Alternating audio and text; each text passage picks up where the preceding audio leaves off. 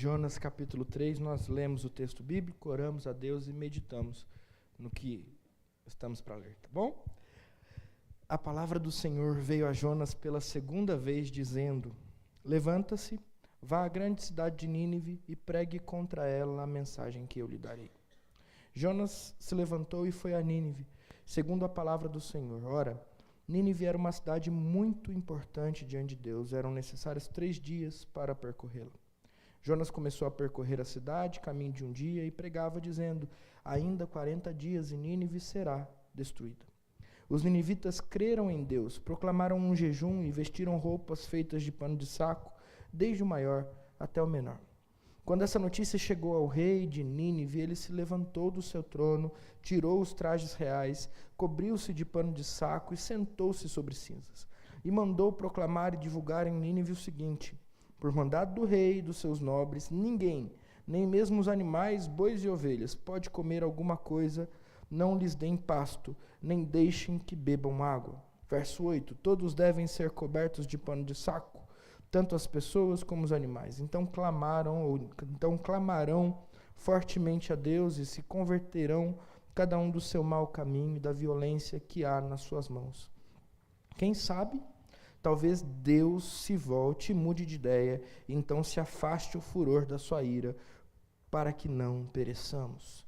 Deus viu o que fizeram, como se converteram do seu mau caminho, e Deus mudou de ideia quanto ao mal que tinha dito que lhes faria, e não o fez. Vamos orar? Senhor, nossa oração é para que o Senhor fale aos nossos corações. E como nós temos orado durante o começo desse ano, que o Senhor, a partir da sua palavra, forme em nós líderes que reflitam a glória do Senhor em cada uma das suas atitudes, em cada uma das suas atividades. Nós queremos, Deus, ser uma igreja liderada por homens e mulheres que glorificam o seu nome e que respeitam, obedecem e seguem a sua vontade. Não apenas isso, mas queremos ter os nossos lares sendo liderados por pais que fazem da mesma maneira. Queremos, Pai, aprender com a sua palavra como podemos ser líderes que glorifiquem a Ti. Portanto, Pai, quebranta o nosso coração. Chama-nos, Deus, através da sua palavra. Coloque-nos no lugar onde o Senhor quer nos colocar, para a glória do seu nome e para o crescimento da sua igreja. Em nome de Jesus nós oramos. Amém e amém. Muito bem. Se você chegou hoje ou se você nos visita, nós estamos falando durante todo esse ano de 2024 sobre a liderança cristã. E começamos falando sobre a liderança cristã a partir do livro de Jonas. Um livro que nos desafia e que nos apresenta desafios para exercício ou para o exercício da liderança cristã. Nós falamos a respeito de 2 deles já. No capítulo 1 nós vemos o desafio da idolatria. O Jonas que foge de ir para Nínive ao Jonas que tem ídolos dentro do seu coração. O resumo pode ser visto, por exemplo, na frase que eu tomei emprestada de um dos autores que tem estudado, que diz que Jonas odiava mais a Nínive do que amava o próprio Deus. E é por isso que ele foge de Nínive e vai para Tarsis. Jonas amava mais a Israel do que ao próprio Deus. Ele tinha um ídolo no seu coração. E isso o impediu de, como líder do povo, cumprir a vontade de Deus. Na semana passada nós falávamos sobre o desafio que é termos líderes que oram. A gente falou da facilidade que é termos líderes que fazem. Mas líderes que fazem e que às vezes até oram, mas oram para que Deus peça ou para que Deus abençoe aquilo que eles planejaram. Mas não temos líderes que oram pedindo: Senhor, dirija a minha vida. Senhor, dirija a minha história, dirija cada uma das minhas decisões, e que o que eu decidir não seja eu a decidir, não seja a minha vontade, não seja o meu gosto pessoal, mas seja aquilo que o Senhor deseja para nós. E aprendemos com o texto de Jonas capítulo 2, a maneira como Deus deseja que nós oremos.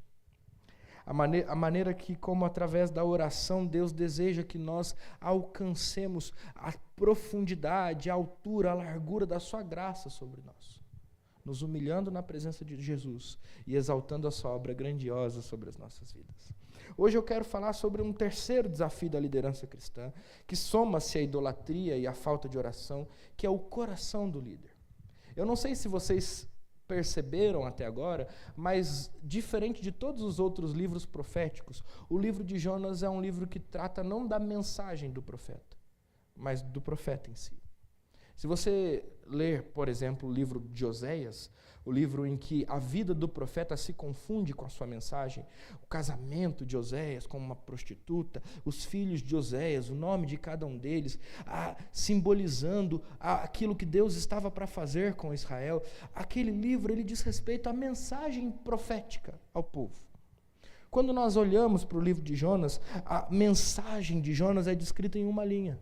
Em 40 dias, e Nínive será subvertido. Definitivamente, este não é um livro que trata da mensagem profética.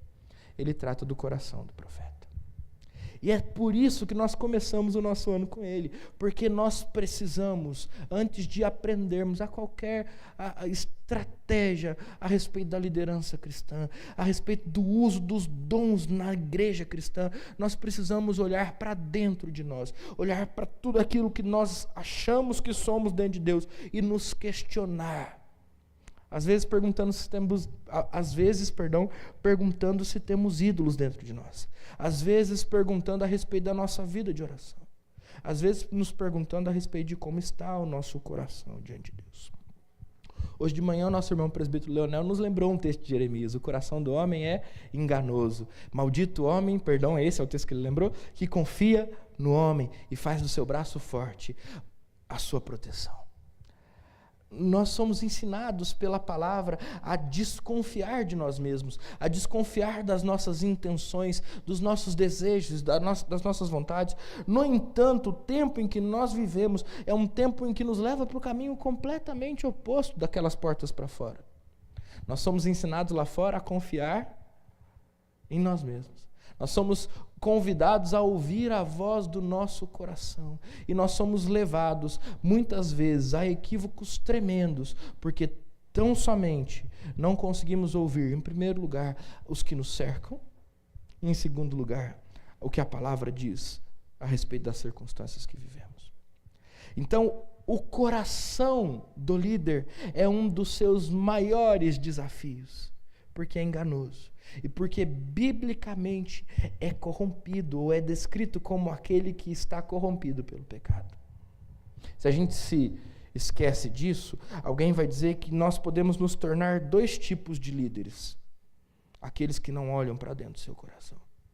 Primeiro, um líder que se resume em um animador de auditório, alguém que está aqui para entreter, alguém que está aqui para divertir, alguém que está aqui para viver na superficialidade das relações, e nessa superficialidade das relações promover uma sensação superficial de bem-estar. É um líder que não confronta pecados. É um líder que não senta para aconselhar as pessoas. É um líder que foge da exposição e que não deseja nem se expor, nem ouvir a exposição dos outros. Não gosta de problema. Prefere mantê-los debaixo do tapete. Prefere distrair as pessoas com programações legais, mas que não trazem transformação e mudança. Por outro lado, quando a gente não olha para dentro do coração como um desafio, ou para o nosso coração como um desafio, nós podemos também nos tornar líderes do tipo executivo empresariais, aqueles que têm planos para todas as coisas na igreja, aqueles que têm ideias e maneiras de fazer isso acontecer, aqueles que têm debaixo do seu próprio controle tudo escrito. E tudo organizado, como se disso dependesse a vida da igreja. Mais uma vez, a gente não trata coração, a gente não trata pecado, a gente não trata a vida humana, a gente trata processo, quando a gente se torna um líder assim. A gente pode fazer até uma baita de uma programação, a gente sabe escolher a pessoa certa para pregar, a gente sabe escolher a pessoa certa para estar na porta, a gente é um baita de um recrutador de talentos. Mas a gente não consegue tocar o coração das pessoas. Porque o coração não é o nosso alvo. Entende?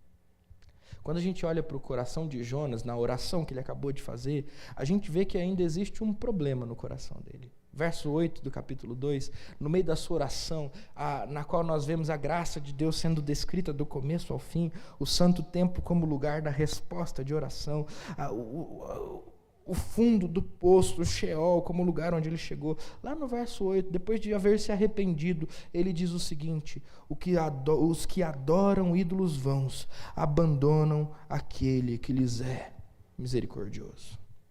Se você depois na sua casa ler todo o capítulo 2, você vai perceber que este versículo, ele destoa de todo o conteúdo do resto do capítulo. Jonas está exaltando a glória de Deus, Jonas está declarando a sua miséria, Jonas está mostrando através das suas palavras onde ele chegou com a sua rebeldia e seu pecado. Depois ele está clamando a bênção de Deus e de repente ele nos mostra o seu coração. Talvez ele se lembre da tarefa que ele tem que fazer em Nínive, e aí ele diz àquele povo idólatra: eles não merecem a misericórdia de Deus. Porque o coração de Jonas, e eu quero começar daqui para falar do nosso coração, é um coração que mesmo depois do peixe, ainda precisa compreender a profundidade da graça de Deus que ele exalta na oração do capítulo 2.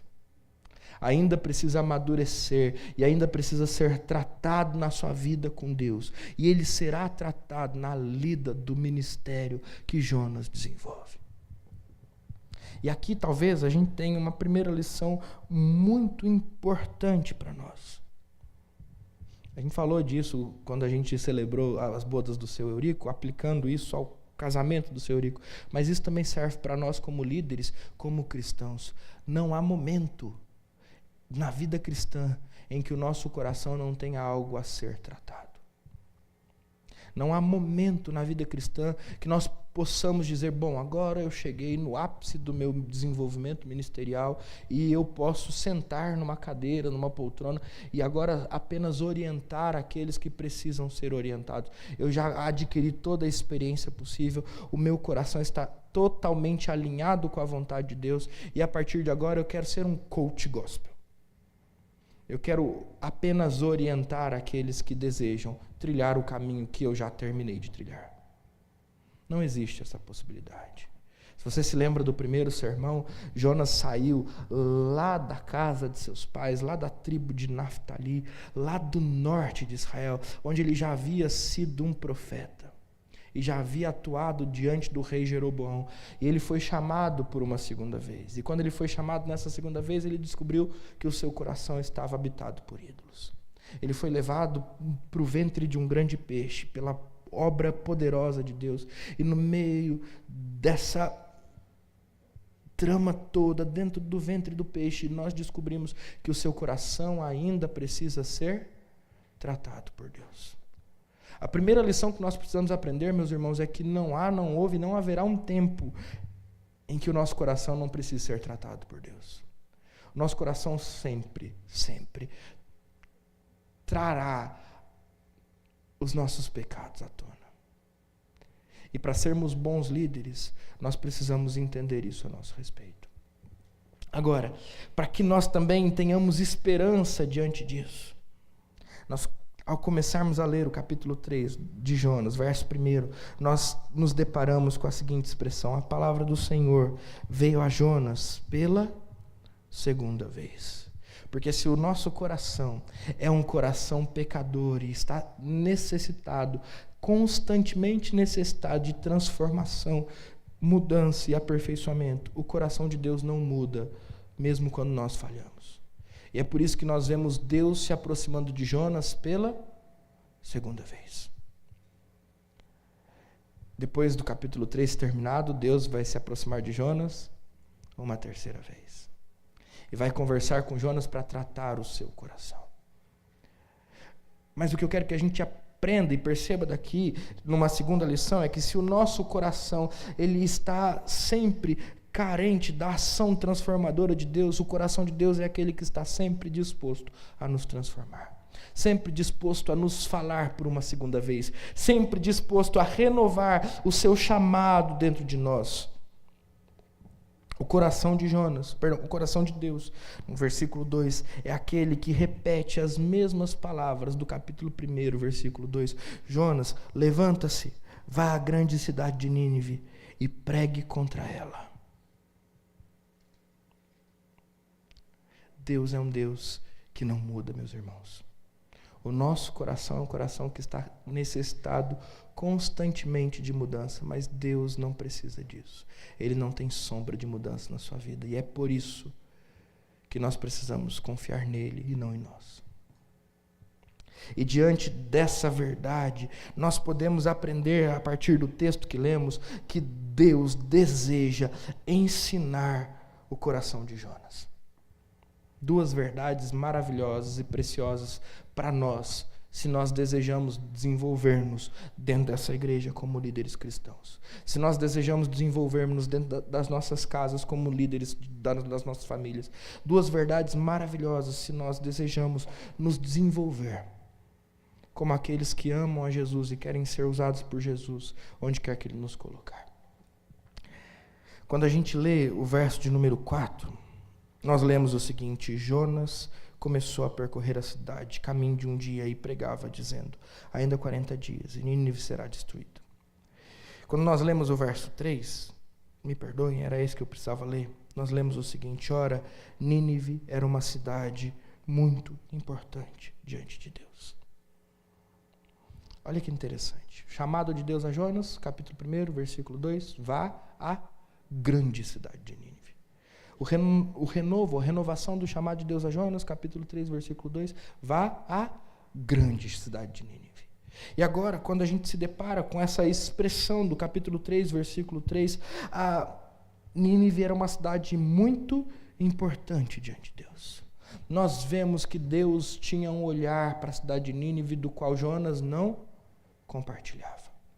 Nós vemos que Deus amava a cidade de Nínive de uma maneira que Jonas não era capaz de amar. Nós vemos que Jonas é alguém que precisa aprender a ver Nínive como Deus a vê.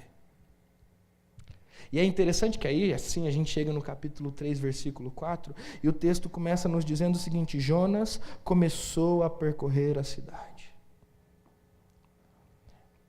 E se Jonas precisa, no verso 3, aprender a amar a cidade de Nínive, ele começa a percorrer a cidade e pregar, ainda imperfeito, ainda carecendo de transformação, ainda carecendo de mudança. E é enquanto ele pisa em Nínive, entra em Nínive, prega em Nínive, que ele se torna um pastor. Eugênio Peterson vai fazer essa comparação de uma maneira muito bonita. E ele vai dizer o seguinte: enquanto Jonas está fugindo para Tarsis, ele é tudo, menos aquele que obedece à voz de Deus. Mas quando Jonas, depois de passar pela barriga do peixe, contrariado, ainda insatisfeito, decide obedecê-lo e entra em Nínive, ele se torna um pastor. É importante a gente entender isso. Porque quando Jonas entra em Nínive, ele não entra numa cidade que lhe é acolhedora. Ele não entra numa cidade que lhe traz boas lembranças. Ele não entra numa cidade de gente simpática que sorri para ele como se ele fosse a melhor e mais bem-vinda pessoa de todas. Ele não entra numa cidade da qual ele está prestes a ganhar as chaves ou uma faixa dizendo: aqui está um cidadão de honra. Ele entra numa cidade que é hostil ao seu povo. E ao entrar nessa cidade, pela sua obediência a Deus, ele se torna um pastor. Ele não sabe obedecer a Deus completamente, mas ele está no caminho do aprendizado. Ele ainda sente raiva das pessoas para quem ele prega. Ele não quer pregar a elas. Ele não deseja que elas se convertam. Pelo contrário, ele deseja que elas deixem de ouvir, para que, em não ouvindo, sejam condenadas e destruídas pelo próprio Deus. Mas ainda assim, ele pisa nas ruas de Nínive e começa a pregar a mensagem que o Senhor deu a ele. E nesse momento ele se torna um pastor. Eugênio Peterson diz.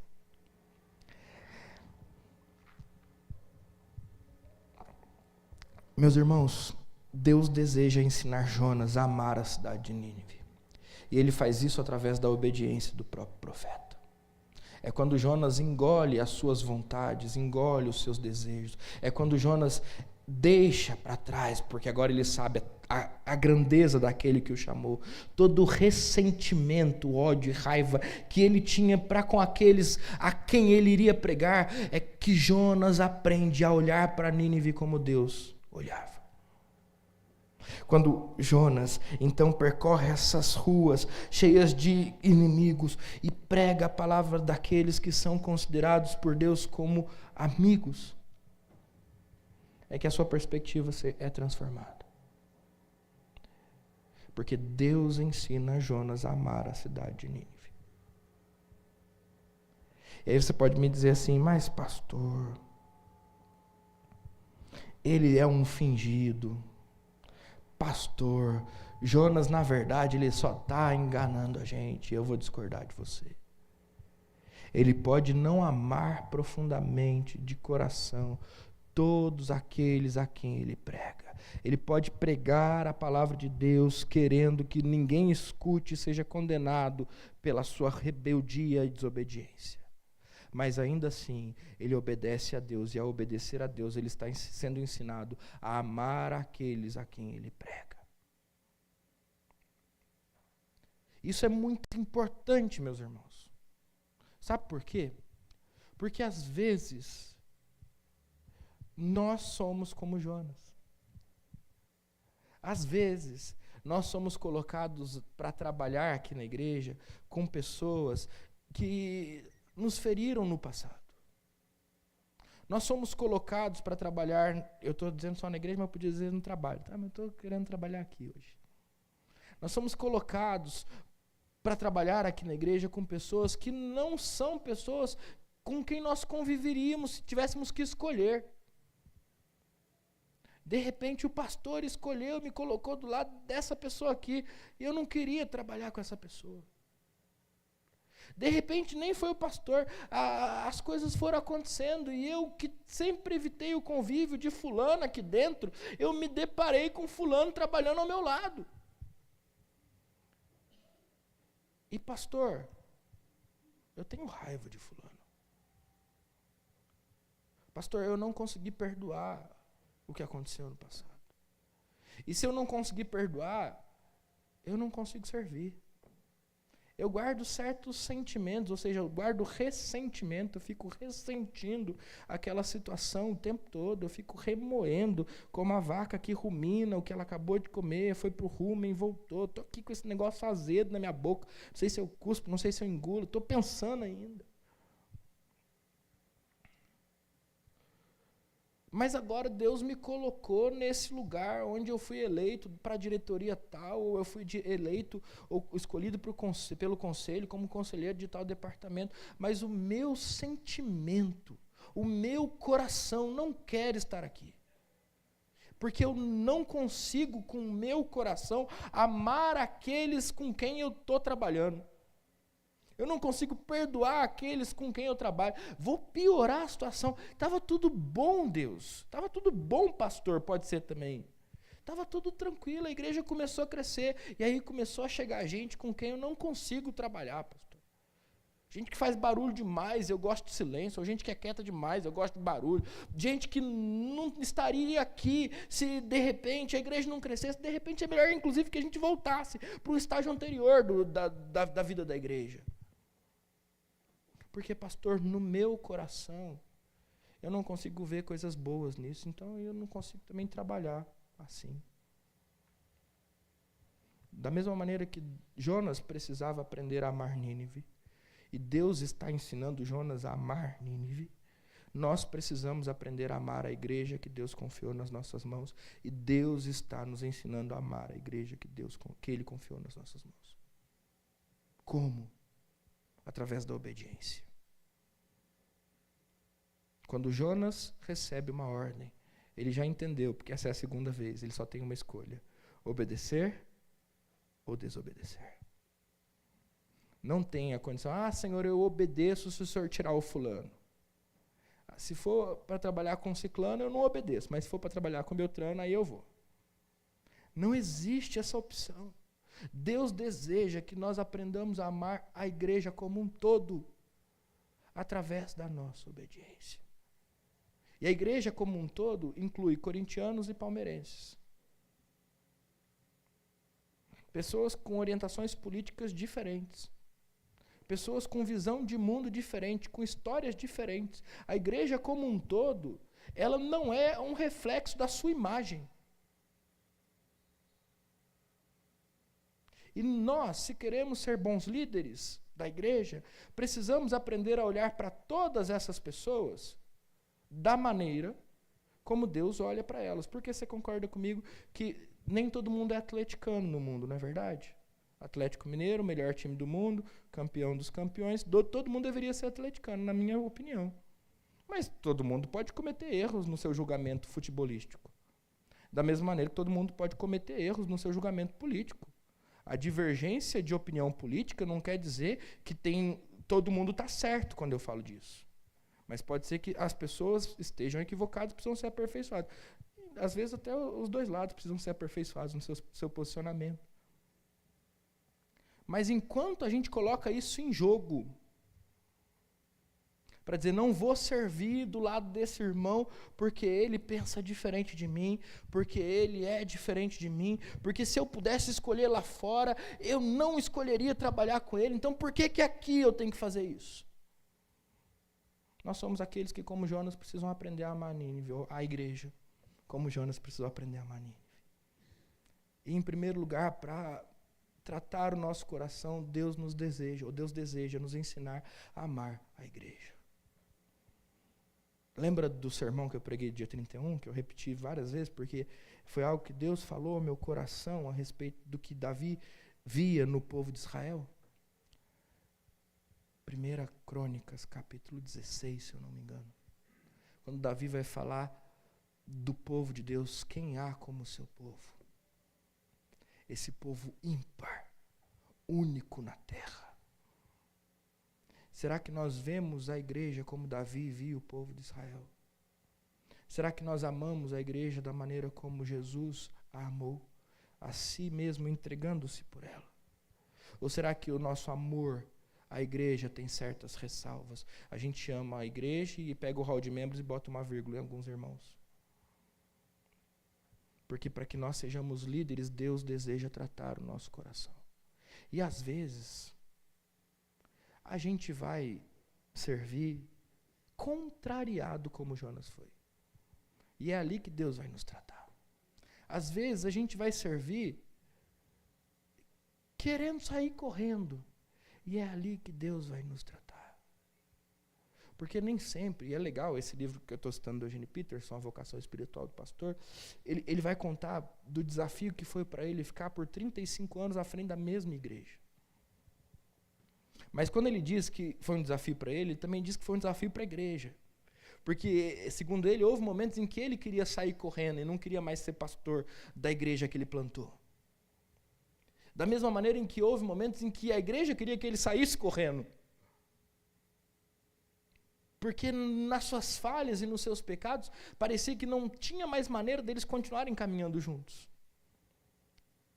Mas quando eles se forçaram a permanecer no mesmo lugar, convivendo da mesma maneira, então eles aprenderam a superar as suas diferenças e olharem uns para os outros como Deus olhava para eles. Um dos maiores problemas do líder é o seu coração. E para que isso não seja um entrave para nós, Deus deseja nos ensinar a amar a igreja que lhe pertence, da maneira como Ele ama. E a maneira como Deus nos ensina isso é nos chamando a obedecê-lo. Jonas foi para Nínive sem querer. Pregou uma mensagem que ele não queria pregar. Viu um resultado que ele não queria ver. E assim se tornou um pastor. Deus quer fazer de você um líder. Mas para Ele te fazer um líder, você precisa aprender a obedecer. Mesmo contrariado. Mesmo sentindo na boca um gostinho azedo e não mais amargo. Um incômodo. Deus deseja nos ensinar a amar a igreja como Ele ama. Em segundo lugar, Deus também deseja que nós aprendamos o poder da sua mensagem. Jonas é alguém que precisa aprender isso. A partir de si mesmo. Deixa eu pegar a segunda parte aqui do meu esboço. A mensagem de Jonas é a seguinte: ainda 40 dias e Nínive será destruída. A outra expressão para destruída é subvertida. Daqui a pouco a gente vai falar um pouco mais sobre isso, mas é importante que a gente veja o seguinte: antes de tudo, proclama contra ela E aqui existe uma diferença da primeira vez que Deus fala com Jonas para a segunda vez que Deus fala com Jonas. Quando Deus fala com Jonas, capítulo 1, versículo 2, ele diz: pregue contra ela, ou proclama contra ela, porque a sua maldade subiu até a minha presença. Mas agora ele diz: proclama contra ela a mensagem que eu lhe darei. E a primeira coisa que a gente precisa aprender, o Jonas precisava aprender a respeito da mensagem que ele recebeu de Deus, é que exatamente ele havia recebido a mensagem do próprio Pai. Não era uma mensagem produzida pela sua criatividade, não era uma mensagem produzida pela sua inteligência, não era algo fruto da sua competência, era algo que o próprio Deus havia dado a ele. E algo simples, algo que nem falava do nome de Deus. Ele dizia: 40 dias e Nínive será subvertida, destruída. 40 dias é alguma coisa que nos é comum, não é? Se você puxar na memória do texto bíblico, a arca de Noé recebeu chuva sobre si por 40 dias. E através da arca de Noé, Deus estava purificando a criação que ele havia feito. Depois o povo de Israel, e aí você me permita trocar dias por anos, ficou 40 anos no deserto, e através dessa peregrinação no deserto, o povo estava sendo purificado para entrar na terra prometida.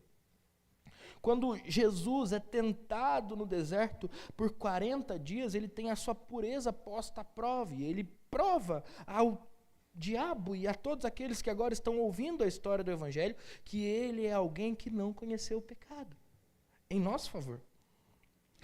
Quando entre a ressurreição de Jesus e a sua ascensão aos céus, os discípulos ficam com Jesus por 40 dias, eles também estão sendo purificados e preparados para a sua ausência. Porque 40 dias na Bíblia é o tempo através do qual Deus prepara a purificação daqueles que são alvo da sua mensagem, da sua ação. Talvez Jonas tenha se incomodado um pouco com essa mensagem.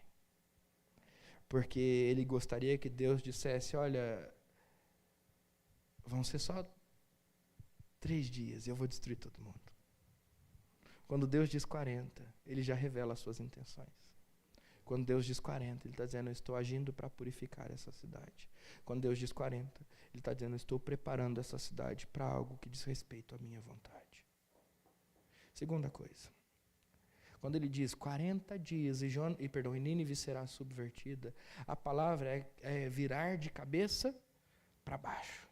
Mas quando tem alguma coisa que já está de cabeça para baixo, subverter significa virar de cabeça para cima. Colocar as coisas em ordem. Então perceba, Deus não está dizendo que vai destruir. Deus está dizendo que vai restaurar. Essa era a ênfase da mensagem. Talvez Jonas tenha entendido e ficado muito bravo com isso, mas talvez o povo de Nínive não tivesse noção do que o profeta estava anunciando. Mas o fato é que a mensagem de Jonas ao povo era uma mensagem de salvação, era uma mensagem de transformação, era uma mensagem de purificação, de limpeza, e não uma mensagem de condenação, como muitas vezes nós tendemos a entender. Quando a gente olha um pouco mais para isso, a gente vê, segundo Eugene Peterson ainda, um viés escatológico nesses 40 dias. Ele diz assim: olha, são 40, porque depois do 39º dia vem o fim. E todos nós esperamos pelo fim, pela transformação que o fim traz. E ele diz a respeito do poder de Deus que está sendo revelado através dessa simples pregação. Lembra que eu disse que a gente precisa aprender a amar a igreja do jeito que ela é? Com seus pecados e falhas. Eu talvez não tenha dito essa expressão, né? Com seus pecados e falhas, mas é isso. Só que se a gente só amasse a igreja com seus pecados e falhas, a gente teria uma espécie de liderança complacente com os erros dos irmãos. Mas quando a gente adiciona a esse amor incondicional que o líder tem para com a igreja, o poder que vem da pregação genuína do Evangelho, então nós temos muito mais do que um amor complacente. Nós temos um amor que cria o espaço para que a palavra transforme. Nós temos um amor que cria o espaço para que nesse período simbólico de 40 dias a purificação aconteça. Para que essa subversão do virar o que está de cabeça para baixo, na ordem certa, aconteça. Deixa eu explicar o que eu quero dizer. O amor que nós damos uns aos outros, ele não tem poder de transformar. Não tem. Isso é uma outra coisa que enganosamente é pregada lá fora. O nosso amor não transforma, tá bom? O seu amor não transforma, o meu amor não transforma. Nós podemos morrer de amar e nada vai mudar. A despeito disso, o nosso amor cria um espaço para que a palavra seja pregada. E quando a palavra é pregada, a transformação acontece. Esse é o viés escatológico da mensagem de Jonas. Jonas ansiava, ou melhor, Deus ansiava por esse dia anunciado, o dia 40, onde Nínive seria purificada pelo poder da pregação. Se a gente só tem a pregação sem o amor, a gente está falando para as paredes. Se a gente só tem o amor sem a pregação, a gente está falando para pessoas nas quais nós não vamos ver nem sombra de mudança, porque o nosso amor não é capaz de mudá-las. É por isso que nós, através do livro de Jonas, o nosso coração, através do livro de Jonas, precisa conhecer o amor que Deus tem pela sua igreja, aliado ao poder da pregação que Deus deu à igreja. E quando então nós caminhamos um pouco nisso, nós podemos olhar para a pregação de Jonas e vê-la como um incêndio causado por metanol. Não sei se você já viu isso. Metanol é um combustível que já foi usado lá nas corridas de Fórmula Indy e que foi proibido porque, de repente, um carro começou a pegar fogo. E o problema é que ninguém viu esse carro pegando fogo, porque as chamas do metanol elas são invisíveis. E olha como o teor da pregação de Jonas, ela se compara a essa ação amorosa de Deus de mostrar a um povo as chamas invisíveis que os consomem. Quando Jonas passa pela cidade de Nínive anunciando há 40 dias essa cidade vai ser subvertida, é como alguém que está avisando, olha, vocês não estão vendo as chamas, mas a cidade toda está pegando fogo, é necessário que vocês se arrependam, é necessário que a gente apague os incêndios, é necessário que a gente pare por aqui, porque senão a gente vai ser destruído. Essa pregação poderosa e amorosa é a pregação que evita o incêndio que não se pode ver, mas que é capaz de destruir toda uma vida. E é exatamente isso que Deus quer ensinar para Jonas. Deus ensina para Jonas o poder dessa pregação. É interessante quando a gente lê o texto mais uma vez, o texto diz que eram necessários 3 dias para percorrer a cidade de Nínive. E aí logo em seguida a gente vê que Jonas começa a percorrer a cidade caminho de 1 dia. E eu não sei se você já ouviu dessa maneira, mas eu já. Então eu quero corrigir essa informação. Alguns vão dizer, Jonas estava com tanta preguiça, com tanta má vontade, que o caminho que precisava percorrer em 3, ele percorreu em 1. Já ouviu assim? Provavelmente já. Não é verdade. O que o texto está nos mostrando não é a má vontade de Jonas, mas o poder da pregação do profeta. Ele não precisou percorrer a cidade inteira para que a proclamação do evangelho, a proclamação da mensagem, promovesse a sua transformação. Ele começou a proclamar, andou 1 dia, precisava de mais 2 para que todos o ouvissem, mas depois do primeiro dia de pregação da mensagem, toda a cidade já estava rendida aos pés do Senhor. Deus está ensinando a Jonas o poder da sua mensagem.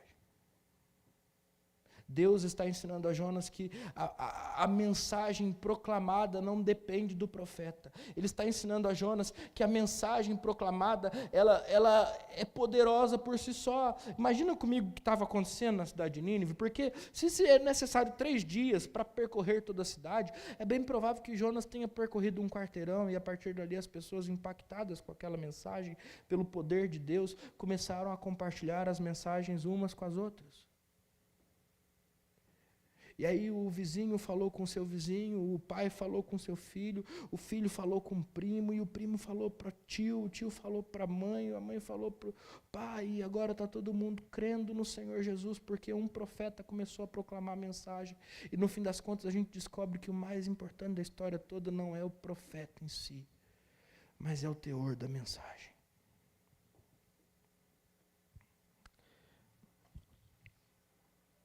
Essa é a natureza da palavra de Deus. Ela é poderosa e suficiente para agir por conta própria. Ela só precisa ser anunciada. Se a gente se lembra de Filipenses capítulo 1, Paulo está dizendo assim, olha, tem gente que está pregando Cristo por intriga. Tem gente que está pregando Cristo por inveja. A mim pouco me importa, desde que Cristo seja pregado. Por quê? Porque a palavra do Evangelho, a palavra da profecia, ela é suficiente para agir por conta própria, desde que ela seja anunciada. Ela é poderosa para promover arrependimento, desde que ela seja anunciada. Ela é poderosa para mudar toda uma cidade, desde que ela seja anunciada. Não importa se quem anuncia é um profeta com anos de experiência ou um ninivita que acabou de se converter àquela mensagem. Basta que ela seja anunciada. Deus quer ensinar a Jonas não apenas o seu amor pela cidade de Nínive, mas também o poder da mensagem que o profeta carrega. E à medida em que a pregação da mensagem acontece, em Nínive todos se dobram diante de Deus. Um grupo cada vez maior de crentes até chegar ao rei. A mensagem poderosa de um profeta imperfeito, relutante, altivo, desobediente, ou até mesmo obediente, mas com seu coração descolado da missão, promove um clamor que é ouvido por Deus. Meus irmãos, essa é a natureza da mensagem que Jonas proclama. Poderosa. E nada pode detê-la. Você já deve estar imaginando que eu vou te dizer que Deus também quer que a gente aprenda o poder da mensagem que a gente carrega. E é exatamente isso. Deus essa noite nos ensina o poder de sua mensagem.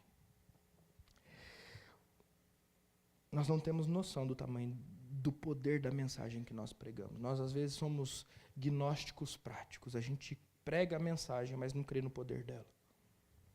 A gente prega a mensagem, a gente orienta os filhos, a gente conversa com alguém aqui dentro da igreja, a gente aconselha alguém, mas a gente aconselha acreditando que nada vai acontecer.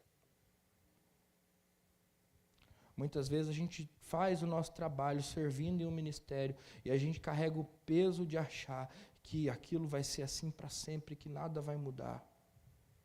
A gente está discipulando alguém, a gente está orientando alguém, a gente está orientando o nosso filho, a gente vê ele errando, batendo a cabeça, quebrando a cara, e a gente não tem essa percepção do poder da mensagem que a gente carrega, e é como se nada pudesse acontecer. A gente está dizendo, é isso aí. Estou fazendo aqui, mas é porque eu tenho que fazer.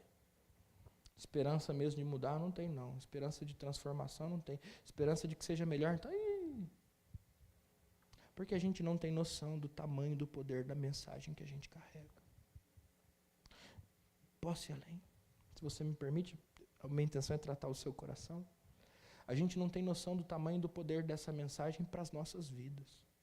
Eu citei C.S. Lewis na semana passada, o problema do sofrimento. Hoje eu quero citar C.S. Lewis, o peso da glória, o peso de glória.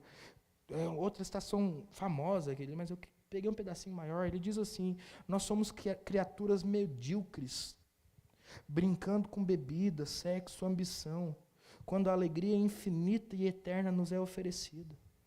Nós somos como uma criança ignorante que prefere fazer castelos na lama em meio à insalubridade, por não imaginar o que significa o convite de passar um feriado na praia. Nós não vemos o poder da mensagem que transforma o outro aqui dentro. Mas mais do que isso, nós não conseguimos ver o poder da mensagem que nos transforma. E aí nós nos acostumamos com os nossos pecados. E aí a nossa desculpa é porque eu já tentei de tudo e nada funcionou. Eu já tentei fazer o que foi preciso. E via de regra, essa é uma desculpa, não é uma verdade. Meus irmãos, nós precisamos crer no poder da mensagem que nós pregamos para a nossa transformação. Senão nós seremos, criaturas medíocres, que estão brincando com prazeres mundanos enquanto Deus tem para nós delícias eternas. Que estão flertando, e não apenas flertando, mas muitas vezes casando-se com os pecados que têm de estimação, carregam esses pecados consigo, quase que causando uma ruptura, um divórcio com a presença de Deus. Porque nós não cremos no poder da mensagem do Evangelho para nos transformar, para nos mudar, para nos libertar de todo o pecado que nós tristemente carregamos. Eu repito, Deus deseja nos ensinar o poder da mensagem que nós, como líderes da igreja, que o Senhor Jesus ama, carregamos. É uma mensagem poderosa para transformar o outro, mas é uma mensagem poderosa para nos transformar. É uma mensagem poderosa para promover uma mudança cultural aqui dentro da igreja. E esse é o processo de revitalização. Mas também é uma mensagem poderosa para promover uma mudança espiritual no meu coração. E isso precisa acontecer se eu desejo ser um líder de uma igreja saudável. Se eu desejo ser um líder de um ministério saudável. Esse poder precisa ser primeiro percebido por mim. Esse poder precisa ser primeiro experimentado por mim. Não tem aquela história de burro velho não pega marcha diante do poder da mensagem do Evangelho. Não tem. Não tem síndrome de Gabriela diante do poder da mensagem do Evangelho. E eu não estou dizendo isso para você usar isso contra o seu irmão. Estou dizendo isso para você usar isso contra você mesmo. Não é porque você sempre fez de um jeito que o Evangelho não pode mudar a sua maneira de ver as coisas. Não é porque você sempre errou nessa área que o Evangelho não pode transformar a sua vida. Deus é poderoso para, através da sua palavra, te livrar dos seus pecados, como nós já dissemos. Deus é poderoso para, através da sua palavra, promover a mudança que você tanto precisa. E para sermos líderes que glorificam o nome de Deus, nós precisamos ter o nosso coração tratado e ensinado a respeito do poder dessa mensagem. Porque senão nós nos tornaremos como os filhos de Eli, que brincam com as ofertas que são sacrificadas a Deus. Que acham que aquilo ali é qualquer coisa. Que acham que a lida com Deus é a lida com um qualquer. E não é. Deus não aceita esmola de nós. Deus não deseja esmola de nós. Deus deseja o nosso melhor, sendo aperfeiçoado pelo poder da pregação do Evangelho. E se nós queremos ser líderes que glorificam a Deus, nós precisamos experimentar esse poder, nos transformando dia após dia. O nosso coração é um dos maiores entraves à liderança cristã. E para que ele não seja um dos empecilhos para que eu me torne um líder melhor, Deus deseja nos ensinar a amar a igreja como Ele ama. E Deus deseja nos ensinar a experimentar o poder da pregação do Evangelho que está disponível a nós. Começa aqui e não aí. Começa em mim e não no outro. E eu quero terminar te lembrando do que acontece em João capítulo 13, versículo 1, quando Jesus está se preparando para morrer na cruz. Mas ele começa a se preparar para morrer na cruz, lavando os pés dos discípulos. Então ele também está se preparando para lavar os pés dos discípulos. E nós lemos o evangelista dizendo assim: tendo amado os que eram seus, amou-os até o fim. Porque Jesus é aquele que consegue conciliar o amor que Deus tem para com a sua igreja e o conhecimento e a confiança no poder da obra redentora. O que significa amar até o fim? É amar até a cruz. É amar sabendo que aquele lava-pés não era suficiente para lavar os seus discípulos de dentro para fora, mas que a sua morte na cruz o faria. Era amar sabendo que o comprometimento dele em dar a sua vida em favor dos seus seria suficiente para transformá-los poderosamente. E é por isso que ele olha para aqueles discípulos pecadores, falhos. É por isso que ele olha para Pedro, que estava para negá-lo. É por isso que ele olha para Judas, que estava para traí-lo, e ama-os até o fim.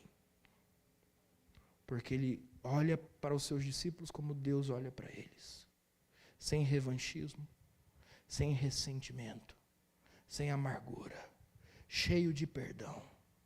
Porque ao olhar para eles, ele olha como Deus os olha.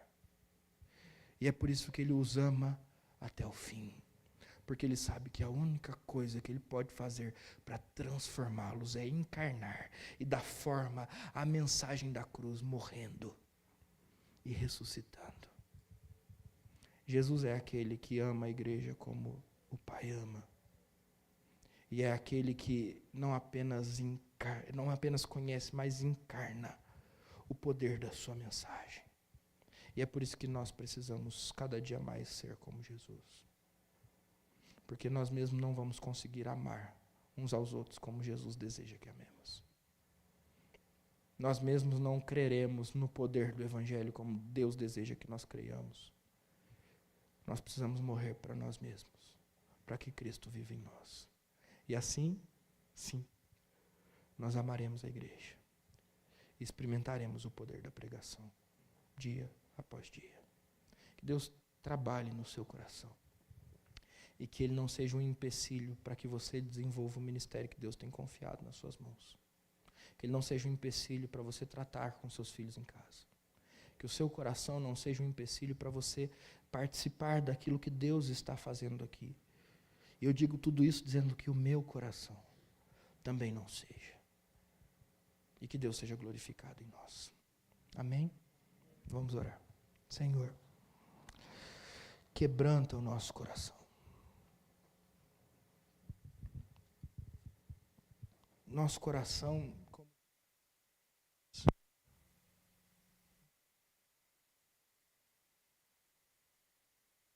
insiste em te desobedecer, um coração que insiste em negar a realidade do seu amor por essa igreja, um coração que insiste em negar o poder da ressurreição que reside em nós pelo Espírito Santo, precisa ser trocado pelo coração de carne que o Senhor promete na nova aliança.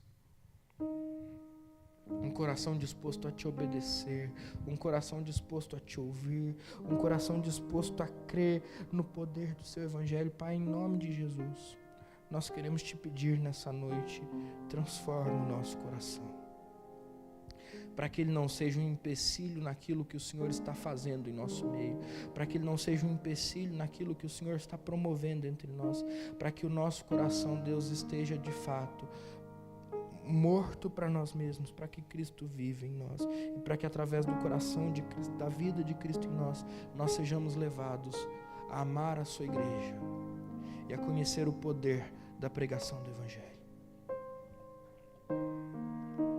E Pai, que em nome de Jesus e pelo poder de Jesus, o Senhor levante nessa igreja líderes que te amam acima de todas as coisas, que amam a igreja do Senhor como o Senhor a ama, e que creiam e desfrutem dia após dia do poder da pregação do Evangelho. Que o Senhor sustente nessa igreja líderes da mesma forma. E que, Pai, em nome de Jesus, através desses líderes, o Senhor promova em nós um avivamento espiritual.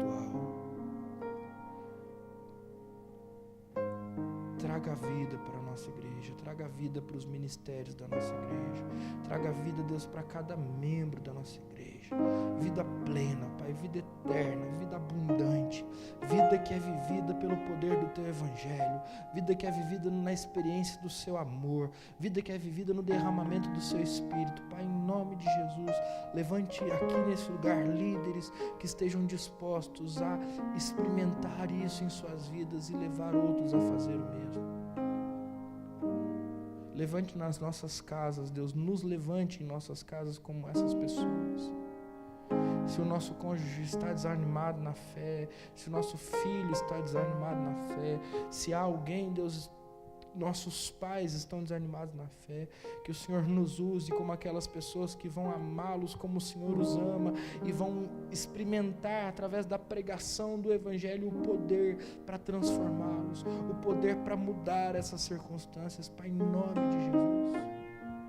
Leve-nos, Deus, como igreja até os nossos locais de trabalho, para que esse mesmo amor e esse mesmo poder sejam experimentados e vistos em nós e através de nós.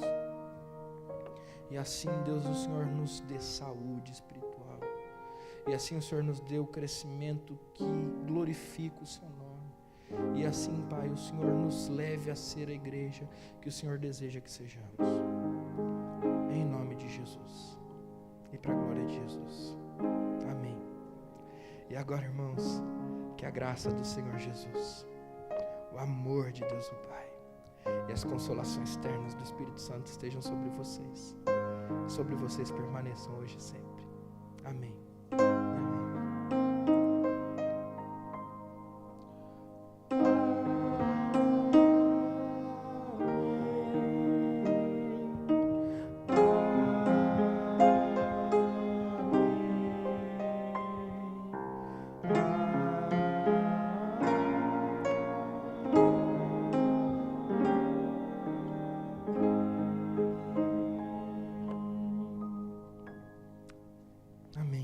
Deus te abençoe.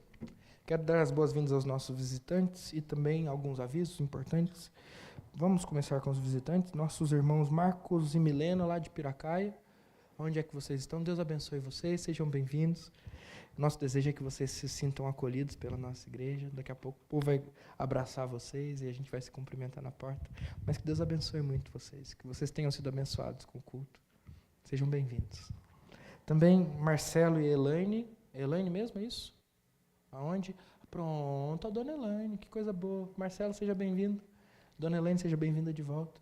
Prometo que da próxima vez a gente não fala mais o nome da senhora. Seja bem-vinda, seja muito bem-vinda. Coisa boa ter a senhora de volta. Daniela, Deus abençoe. Daniela, seja muito bem-vinda. Que você se sinta acolhida, parte da nossa igreja, que a gente possa ter abençoado a senhora essa noite também. E também o Kleber e a Daiane, que não são a primeira vez que vêm, né? Eu acredito que não. Sejam muito bem-vindos, são lá da Igreja Presbiteriana Alcance. Dá um abraço ao pastor Fabiano, a turma lá. E voltem sempre que puderem, tá bom? Sejam bem-vindos, Deus abençoe vocês. Nós temos alguns avisos importantes, irmãos, e eu queria a atenção de vocês para eles. Nós retomamos essa semana os ensaios das nossas crianças. Então, nós ensaiamos para o Natal, tivemos aquela pausa do fim do ano, começo do ano, e na quinta-feira, junto do estudo bíblico, as nossas crianças voltam para ensaiar. Então, mesmo horário, 7h30, nós estaremos aqui. O Cássio vai conduzir esse ensaio, as crianças vão poder se preparar agora para a Páscoa, tá bom? Então, se você tem filhos, por favor, venha.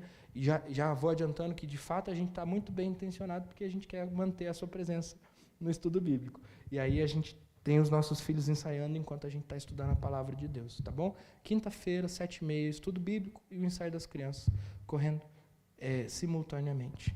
Tá? Na sexta-feira a gente volta com um dos nossos grupos familiares, é provável que os próximos voltem na semana seguinte, ou o próximo volte na semana seguinte, a gente vai avisar isso aí também.